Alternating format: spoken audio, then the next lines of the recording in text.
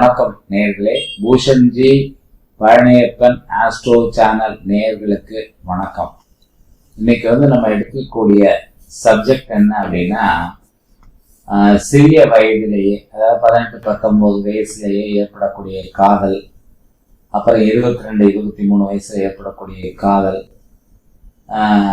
இதனால பெற்றோர்கள் பாதிக்கப்படுவது, குடும்பம் பாதிக்கப்படுவது, இது எதனால் ஏற்படுகிறது அப்படிங்கும் போது நார்மலாக ஒருத்தர் என்ன சொல்றாரு அப்படின்னா, செல்ஃபோனு, டிவி, இந்த மாதிரி விஷயங்கள்லாம் தான் இப்போ பசங்க மனசை கெடுக்குது, பையங்க பொண்ணு மனசை கெடுக்குது, இதெல்லாம் இல்லாமல் தான் நல்லா இருக்கும், இப்படி பல கருத்துக்கள் உள்ளா வருதுங்க.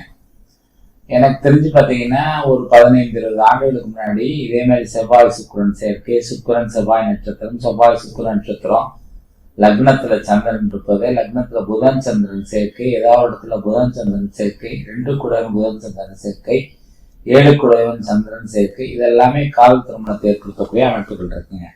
முக்கியமா இந்த செவ்வாய் சுக்கிரன், அப்புறம் ராகு திசையில சுக்கிரபுக்தி, செவ்வாய் திசையில சுக்கிரபுக்தி, ஏதாவது இடத்துல செவ்வாய் சுக்கிரன் தொடர்பு ஏற்படுங்க. அப்படி ஏற்பட்டால் அங்க காதல் வயப்படுவது நடக்கும்.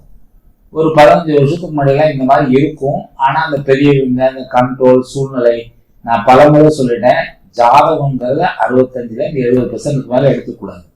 அதுக்கப்புறம் 30, அவ்வளவுதான் அதோட மேக்சிமம் கணித உண்மை. அதுதான் 30% நம்ம நடைமுறையில நம்மளுடைய புத்தியை பயன்படுத்தி பல விஷயங்கள தப்பிச்சுக்கலாங்க. இதை தப்பிச்சுக்கிறதுக்காக அப்படிதான் நடக்கும். ஜாதக கட்டப்படிதான் நடக்கும். தப்பிக்கிறதும் விதி மதியால் எல்லாம் அதே விதியாகத்தான் இருக்க முடியும். மதிங்கிறது சந்திரன்னு சொல்லிட்டேன், ஏற்கனவே சொல்லியிருக்கேன்.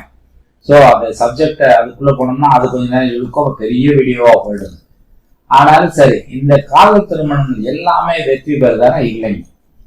சரி சார், அப்ப அரேஞ்சு மேரேஜ் எல்லாமே சக்சஸ் ஆகுதுன்னா இல்லை. அப்ப என்னதான் சொல்ல வரீங்க அப்படின்னா, 10 காதல் திருமணத்துல 5-6 தோல்வி அடைகிறது உண்டு, 7 கூட தோல்வி அடைகிறது உண்டு, அரேஞ்சு மேரேஜ்லயும் 5-6 மேல தோல்வி அடைகிறது உண்டு. அப்ப அரேஞ்சு மேரேஜ்லயும் விவாகரத்துக்கு போகலாம், காதல் திருமணத்திலையும் விவாகரத்துக்கு போகலாம். நம்ம ஜோதிடம் சம்பந்தமா பேசுறமே தவிர நம்ம காதல் திருமணத்துக்கு ஆகிறது, அரேஞ்சு மேரேஜுக்கு ஆகிறது, இப்படித்தான் வாழணும் அப்படிதான் நம்ம சொல்ல, ஜாதி மதம் குல பேதம் இதெல்லாம் நம்ம பேசவே இல்லை. சரி, இதுக்கு என்ன, இதை கண்டுபிடிச்சு சரி பண்ண முடியுமா அப்படின்னா, இந்த காதல் திருமணம் ஜெயிக்கக்கூடிய ஜாதகங்களை காதல் திருமணத்துல விட்டுறலாங்க பேசாம. அது தெரிஞ்சது ஜாதகத்துல. திருமணம் என்ன பண்ணாலும் ஃபெயிலியர் அப்படிங்கிற ஜாதகங்களை நம்ம காப்பாத்துறதுக்கு முயற்சி பண்ணலாம். சில ஜாதகங்கள் காதல் திருமணம் பண்ணி படாத பாடுபட்டு கஷ்டப்பட்டு வாழ்க்கை நல்லா இல்லாம போறது உண்டு. சில காதல் திருமணங்கள் நல்லா வாழ்ந்து பிரமாதமா வாழ்ந்து மிகப்பெரிய வளர்ச்சி அடைஞ்சு நல்லா சம்பாரிச்சு ரொம்ப செல்வ செழிப்போட நல்ல ஒரு கௌரவத்தோட வாழக்கூடிய காதல் திருமணமும் உண்டு. அரேஞ்சு மேரேஜ்ல ரொம்ப சீரழிஞ்சு பிரிஞ்சு கோர்ட்டு கேஸ் நடந்து நொந்து நூலாய் போறது உண்டு. அதுல ரொம்ப பிரமாதமா வாழக்கூடிய குடும்பமும் உண்டு. அப்ப இப்ப என்ன அப்படின்னா, எது வேணாலும் நடக்குது. காதல் திருமணத்திலையும் தப்பு வருது, அரேஞ்சு மேரேஜ்லயும் தப்பு வருது. சரி, இதை தவிர்க்கிறதுக்கு முடியுமா அப்படின்னா, மேக்சிமம் ஒரு 10 ஜாதகத்துல 7 ஜாதகத்தை தடுத்துடலாம். 2-3 தடுக்கவே முடியாது, அனுபவிச்சுதான் ஆகணும் இருக்கும். இதுல ஏன் அப்படி அனுபவிச்சுதான் ஆகணும்னா, சில நேரத்துல வழிமுறையை சொல்லிக் கொடுப்போம், ஆனா கேட்க மாட்டாங்க. அவங்களுக்கு என்ன அது ஒரு பெரிய இது வராது. அவங்க இன்னொரு 3 பேரை போய் பார்ப்பாங்க, அவங்க 3 பேர் சமாதானமா பதில் சொல்லி அனுப்பிச்சுடுவாங்களா, அவங்க பெருசா எடுத்துக்க மாட்டாங்க. அப்புறம் அவஸ்தப்பட்டதுக்கு அப்புறம் நீங்க தான் சார் சொன்னீங்க. இப்ப போன எலெக்ஷன்ல கூட பாத்தீங்கன்னா ஒரு நிகழ்ச்சி நடந்ததுங்க, ஒருத்தரை பத்தி. அது நம்ம யாரும் நல்லா வேண்டாம். அவங்க சொன்னாங்க 9 பேர் பெரிய லெவலுக்கு போயிடுங்க, ஜெயிச்சிருந்தீங்க போது ஒருத்தர் சொல்றது மட்டும் நான் எப்படி கேட்க முடியும், நீங்க சொல்றது மட்டுங்கிற மாதிரிதான் இருந்துச்சு. ஆனா நடந்தது என்ன, நம்ம சொல்றது நடக்குது. அப்ப நான் சொல்றதுதான் நடக்குதுன்னு அகம்பாவமாலாம் சொல்லல, பெருமையும் கிடையாது. நான் என்ன சொல்றேன்னா, இருக்க உண்மையை சொல்றோம். அதான் சொல்லியிருக்கலாம், உண்மையை சொல்லி நன்மையை செய்தா உலகம் உன்னிடம் மயங்கும் அப்படின்ட்டு. அது அற்புதமான வரிகள், அதில் 1000 அர்த்தங்கள் உண்டு. அப்போ இப்ப காலத்துக்கு நடக்க வாய்ப்பு இருக்குங்க, ஜாக்கிரதையா இருங்க, இந்த மாதிரி வழிமுறைகளை ஃபாலோ பண்ணுங்க அப்படின்னு நம்ம சொல்றோம். இதனால பிரச்சனை கரெக்டா முன்கூட்டியே கரெக்டா ஃபாலோ பண்ணிட்டு வந்துட்டாங்கன்னா 10 இதுல 7 பேர் ஜெயிச்சிருவாங்க, 8 பேரும் ஜெயிச்சிருவாங்க, 9 பேரை வச்சுக்கலாங்க, கண்டிப்பா ஜெயிச்சிருவாங்க. ஒருத்தர் மட்டும் மாட்டிப்பாங்க. என்னதான் பண்ணாலும் நம்ம அவங்களை தப்பிக்க வைக்க முடியாம போயிடும். எப்பவுமே எல்லாத்துலயுமே 1-2 ஃபெயிலியர் ஆக வாய்ப்பு இருக்குங்க.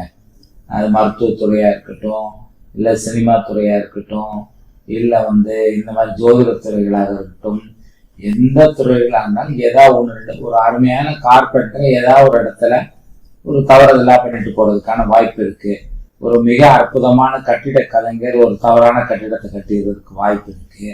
எல்லாம் தெரிஞ்சு கூட எங்கேயாவது இடத்துல அதான் நேரம் காலம் நம்ம சொல்றோம்ல, அது மாதிரி. சரி, இந்த கால திருமணங்களை முதலே கண்டுபிடிச்சு நம்ம தடுத்து பண்ண முடியும் அப்படின்னா, பொதுவா யாரு அது சம்பந்தப்பட்ட முக்கியமான நபரோ அவங்களுடைய உள் மனம் ஆழ் மனதுல மாற்றம் ஏற்பட வேண்டும். அதற்குரிய வழிபாட்டு முறைகள், அதற்குரிய பிரார்த்தனைகளை தாயோ தந்தையோ தொடர்ந்து பண்ணும் பொழுது அவர்கள் ஆழ்மனதில் இந்த பதிவை ஏற்படுத்தும். அப்படி நான் உங்களுக்கு அவங்க அதுலேயும் தப்பிச்சுக்கலாம். பொதுவா பாத்தீங்கன்னா எப்பவுமே பிரார்த்தனைகள் கூடாது, வரக்கூடாதுங்கிற பிரார்த்தனை இருக்கக்கூடாது. பிரார்த்தனைகள் நேர்மறையா இருக்கணும். எதிர்மறை பிரார்த்தனைகள் கூடவே கூடாது. எதிர்மறை பிரார்த்தனைகள் நேர்மறை பிரார்த்தனைகள் சூட்சம் அது தெரிஞ்சுக்கிட்டீங்கன்னா உங்க பிரார்த்தனைகள் நிறைவேறும். நீங்க எந்த ஆலயத்துக்கு எவ்வளவு கஷ்டப்பட்டு 30 கிலோமீட்டர் 40 கிலோமீட்டர் நடந்தெல்லாம் போய் சாமி கும்பிட்டா கூட உங்க மனமானது எதிர்மறை இயங்கிக் கொண்டிருந்தால் உங்களுக்கு எதிர்மறை பலன்கள் தான் நடக்கும், நேர்மறை பலன்கள் நடக்காது. அதனாலதான் ஒரு மிகச்சிறந்த ஆலயங்களுக்கு போற 10 பேருக்கு கூட 4 பேருக்கு வேலை நடக்குது, 6 பேருக்கு அவங்க பிரார்த்தனை நிறைவேறாம போயிடுது. அதனால மனதை சரி செய்து கொள்ள வேண்டும். மனம் சார்ந்த விஷயங்கள் ரொம்ப ரொம்ப முக்கியம். இப்ப நம்ம சமீப காலமா ஒரு 7-8 வருஷமா இந்த ஹீலி அப்படின்னு சொல்லிட்டு ஒரு இதை வச்சு அவங்களுடைய சக்கராசை ஸ்கேன் பண்றோம். சக்கராசை ஸ்கேன் பண்ணி இந்த சக்கரால எந்த சக்கரால ப்ராப்ளம் இருக்கோ அந்த சக்கராக்குரிய மந்திரம், அந்த சக்கராக்குரிய இது பயிற்சி பிளஸ் அந்த சக்கராவை ஹீல் பண்றதுக்கு ஃப்ரீக்வன்சி ஹீலிங் சொல்லிட்டு பண்றோம். இது ஒரு வகையில சொல்ல போனா நல்ல பலனை கொடுக்கிறது. அதுக்குன்னு மந்திரங்கள் இருக்கு. ஒவ்வொரு சக்கராக்கும் நிறம் இருக்கு, மந்திரம் இருக்கு. அந்த நிறத்தை பயன்படுத்தி அந்த மந்திரத்தை பயன்படுத்தி நீங்க தொடர்ந்து பயிற்சி பண்ணுவோம். அந்த சக்கராவில மாற்றம் இருக்குங்க. ஒருத்தருடைய சக்கராவிலோட முன்னாடியில சித்தர்கள் ஞானிகள் அவங்களோட பிரீத்திங்ல கண்டுபிடிச்சுவாங்க. இன்னைக்கு நம்ம உட்கார கிளைண்ட்டுக்கு இதுதான் பிரச்சனை அப்படின்னு சொல்லி நம்மளால கண்டுபிடிக்க முடியுது.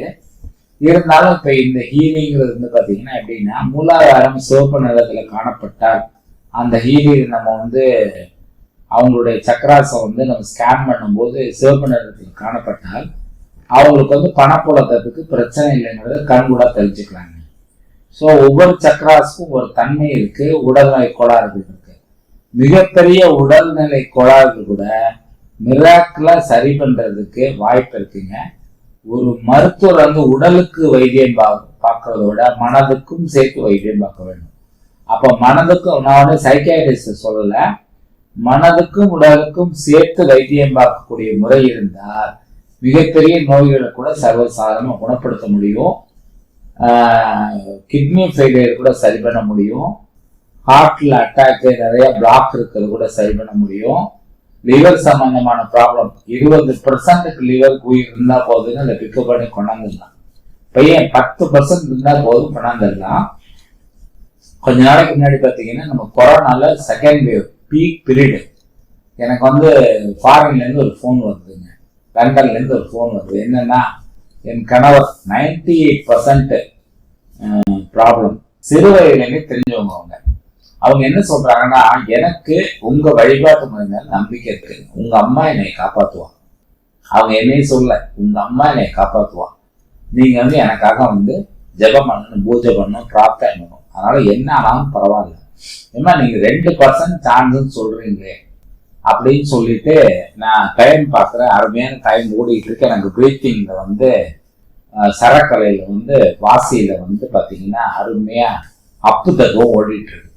சரி பண்ணிடலாம் அப்படின்னு சொல்லிட்டு பண்ண ஆரம்பிச்சோம்.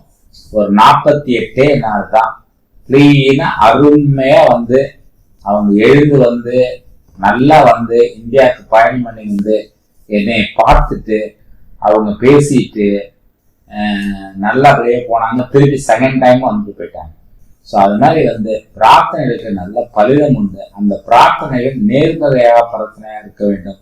அதனால பொதுவாக காதல் திருமணங்களை பொறுத்தவரை நேர்மறை பிரார்த்தனைகளை செஞ்சீங்கன்னா கண்டிப்பா அதில் நீங்க முழுமையாக விடுபடலாம் என்பதுதான் அடிப்படை உண்மை. அடுத்த பதிவிலே சந்திப்போம். நன்றி, வணக்கம்.